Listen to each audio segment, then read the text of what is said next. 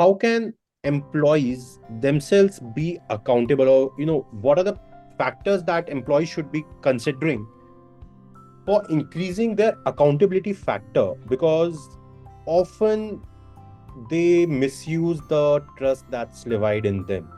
Yeah, Now, as a leader, you have the pressure of your board, you have the pressure of the financial management. If you're an entrepreneur, you have the pressure of paying salaries at the end of the month. And if you're not delivering projects, from where is the revenue going to come to pay the salaries?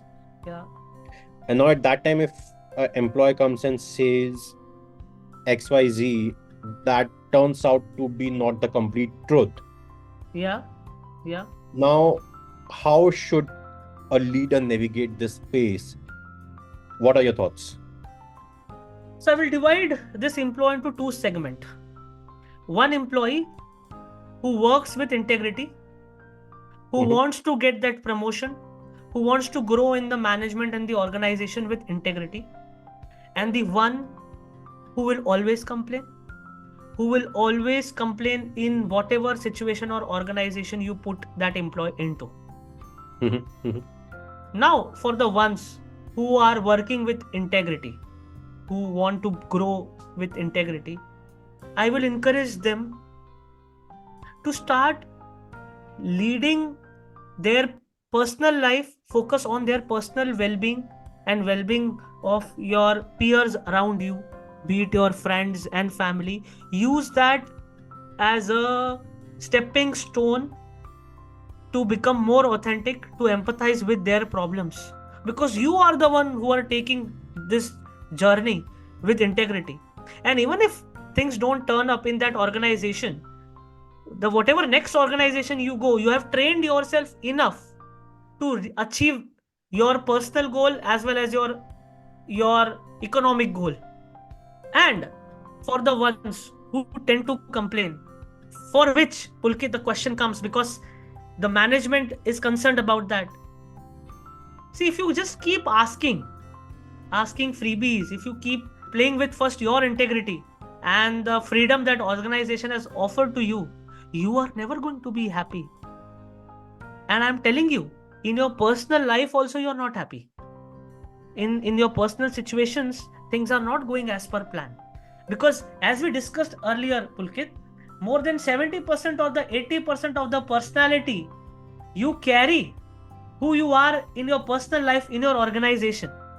Maybe in the first stage of your career, when you are first 2 years, where first 2-3 years, when you might be trying to create a different kind of a personality in our organization. Of course, it could be in a positive way to fulfill the objectives, but that is what personality you carry in general, right? So for the organizations, I would say, yeah, we have to keep a check, we have to keep a process, we have to understand, we have to take that step. And I think that is one key step of an HR, to understand, okay, the personality of the person. And of course, see, that personality brings an own value to the organization. But I don't want to get into the technicalities. I want to ask this tough question to the person who keeps on complaining. You might be complaining for that matter everything that is happening around you. So if you want to move out of this, then you have to start taking care of your well-being, your personal well-being first. And everything and anything, you can start by what interests you. You can start by writing, very simply writing and putting why I am behaving in this way. You can start by taking feedback from your close friends and family, that hey, what is my approach? If you're afraid what organization thinks about you, you can start taking. I'm sure people who have grown you in the last 30 years or 25 years, they know where you have to progress. And for organizations, yes, we live in a world where everything has to coexist. I will encourage them, you have to track them for a year and a half, and if they seem to be complaining, then fine, they don't want to help, how can you help them? So that's a pretty organic response to it, which I feel exists, even in my personal front, Pulkit. If I am wanting to help a friend, and a very dear friend comes to me, he says that, Sagar, I need your help in this, and I give him the steps. He doesn't follow the step. After 6 months, because of his or her behavior pattern, he is not following the step. I could be his very good friend, but if they don't want to help themselves, what can I do? Understood. Sagar, can you help our listeners understand the relation between ownership and accountability? These are the two terms, often in any corporate seminar, be it around wellness or be it around basic personal development. These are two terminologies very actively used. So, what's the relationship between the two? Wow, that's a good question, Pulkit. First of all, I would like to share ownership comes from within, and accountability, because you want your paycheck, you have to be accountable. Very simple. I mean, though I will talk about the relationship, but I would like to share, if you're getting paid as an entrepreneur or as a leader or as an employee, because you're accountable for few things, and how you are doing it, that comes from within, the ownership. You know, yes, there are few people who complain in the work and they take full ownership of planning a Goa party or a get together, but when it comes to the work, they might take partial ownership, and with that partial ownership, they might want to sound that they are accountable to achievements of the organizations. Yeah. So, okay, going back to the main question, Pulkit, if a professional who is aware and who wants to really live a fulfilled life professionally and in terms of personal, on the personal front as well, ownership has to be one of the values. And if I want to go deep, if someone asks me how to develop ownership, ownership is the sum of these two things: involvement and devotion is ownership, and accountability is your integrity. Your integrity and responsibility. Some listeners could be right minded, they want a logical step. Here you go. Responsibilities plus integrity is accountability, involvement and devotion is ownership. If these two values, if you live by, forget about the next promotion, forget about your, aspirations, because any which ways you're taking a journey. If you just live every aspect of your life with these two things, things will work. Things will work for you to creating a fulfilled life. So yeah, that's my understanding of these two terms and relationship. That's very well put. And, I believe this will help our listeners understand it in much more deeper manner. So one of the main activities I have seen a lot of HRs and CHROs implement in their organizations when it comes to corporate wellness is building up different communities. So can you touch upon the need for communities and what's the overall concept around this? The goal of a community is to create a safe atmosphere for all the people to express themselves. That's a goal of a community. To a larger extent, this community is being used for marketing purposes, which I understand. I mean, definitely there are platforms or channels where you can create a community where you talk about the products and services. But I would like to share with my fellow HR, fellow leaders, that the main purpose of the community is to create a safe space for them to express themselves or to bring out the best in them. It's to create sense of belongingness. Even if, through your own offerings, you want to do that, please do that. But make it a separate community. I think if the community is managed virtually, it is very important to have a one-on-one call with all the community members at least in 1 month. And if the community size is more than 200, 300, ensure that you touch base with each and every one once in 45 days.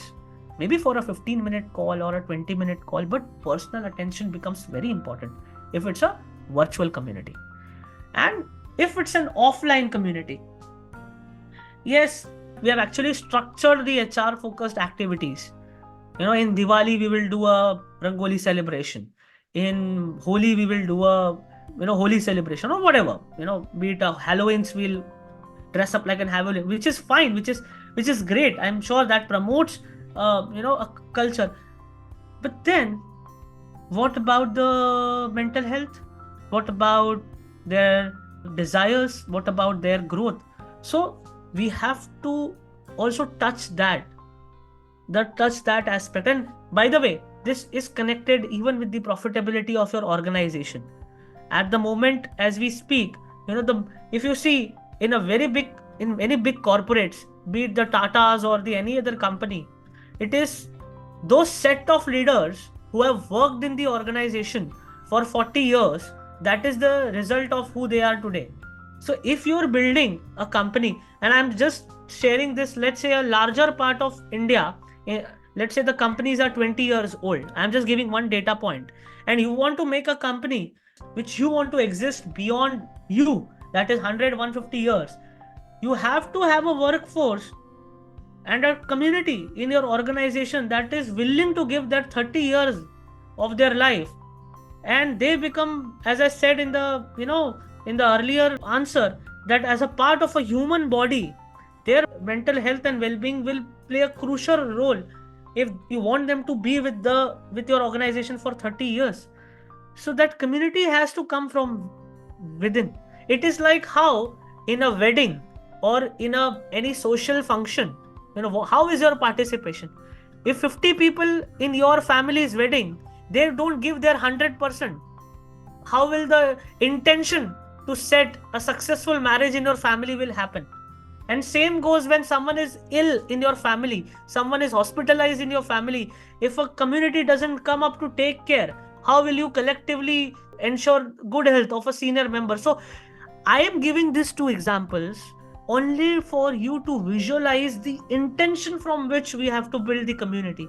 The strategy and steps can be tailor made to the needs of your organization, but intention becomes a very major role. A very major role. And I would also like to highlight one point. It's a time consuming process, but it's a worth taking process, because this community is only going to help you in your tough times. Sagar, I have two more questions for you, before we wind up this episode. One of the questions is, given my Anya Wellness's, journey in the space of corporate wellness, there's a lot of talk that's happening around corporate wellness.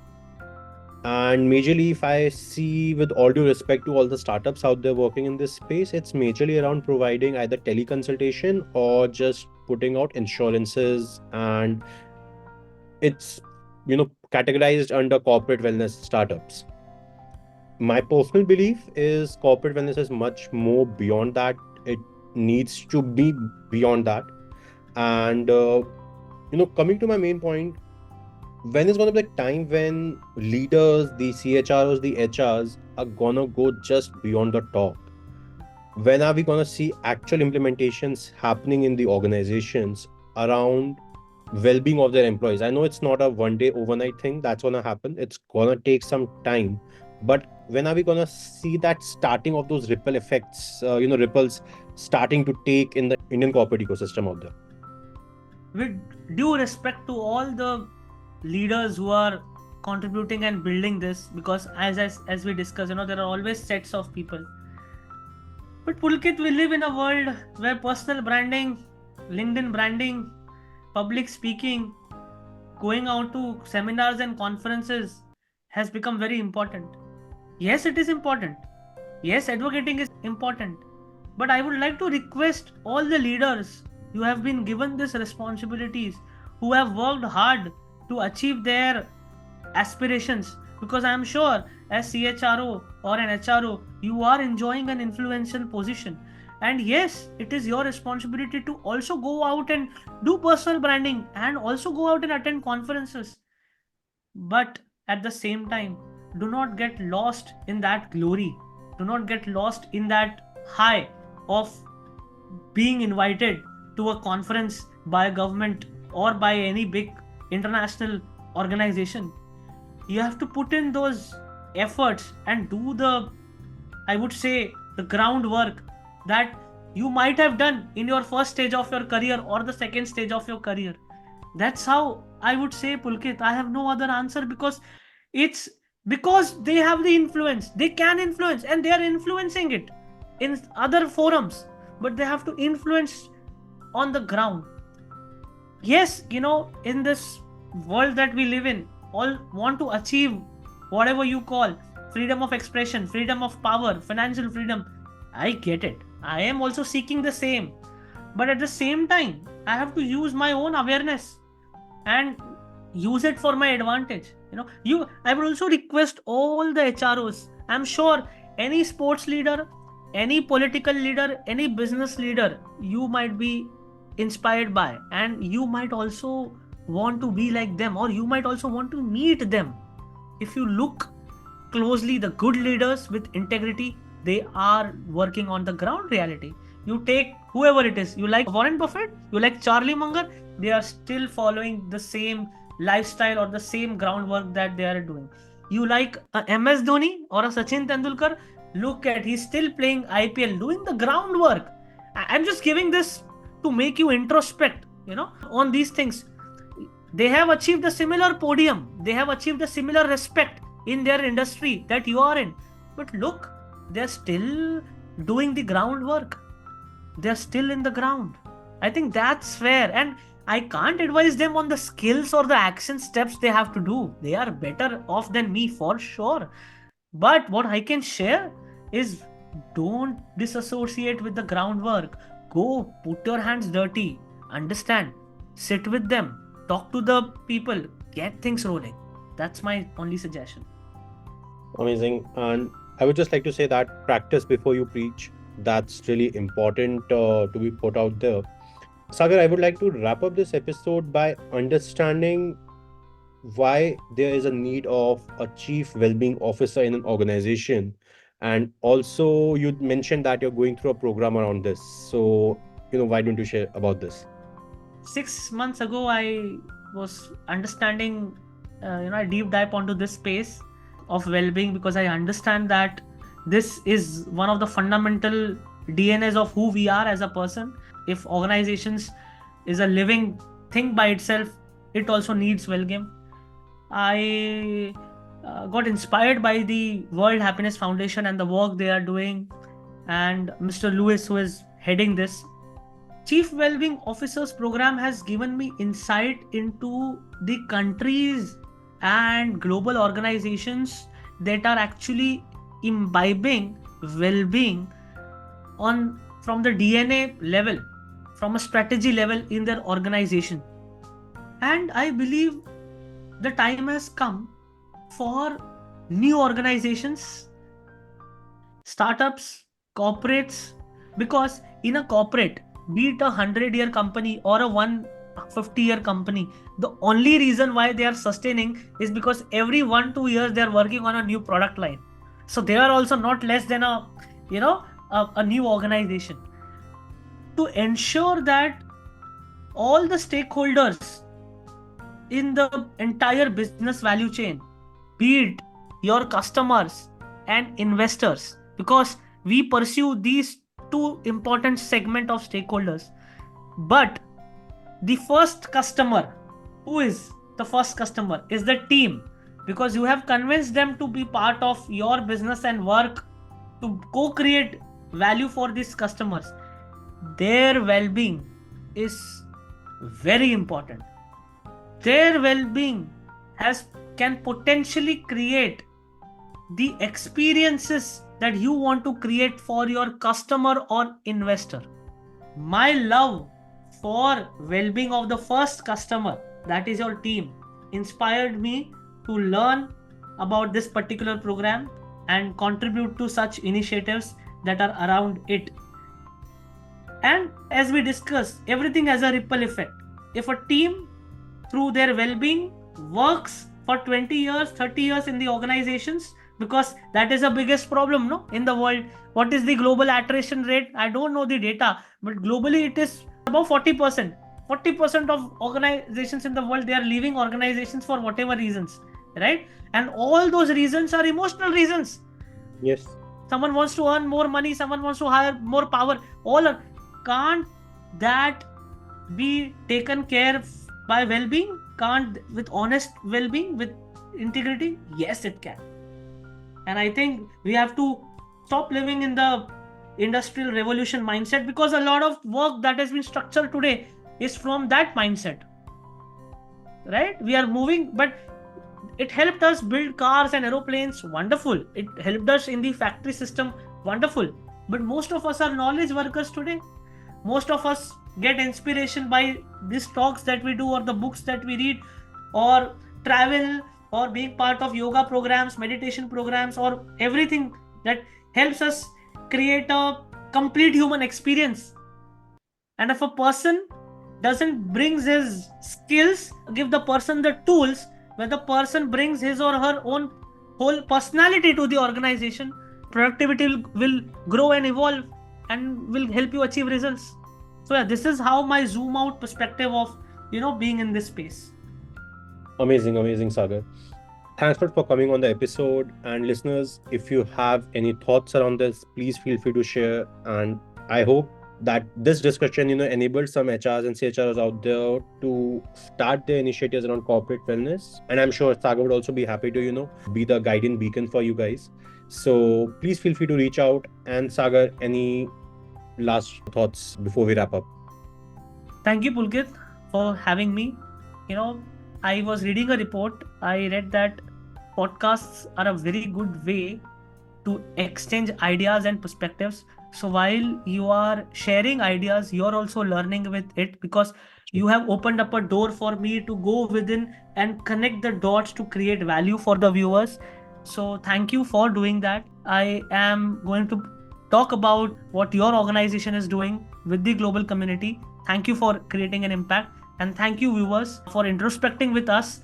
And I wish you continue to build organizations with honesty and integrity. And of course, the best way to connect with me is on LinkedIn. Great. Thanks a lot, everyone. Thank you.